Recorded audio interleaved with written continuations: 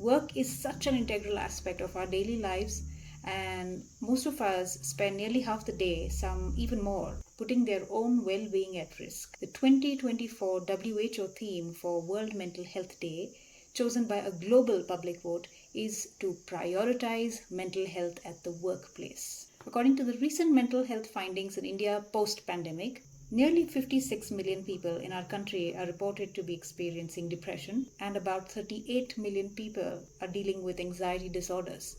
About 35 to 40% of our Gen Z workforce is already reporting anxiety and stress, whereas 43% of millennials have reported anxiety.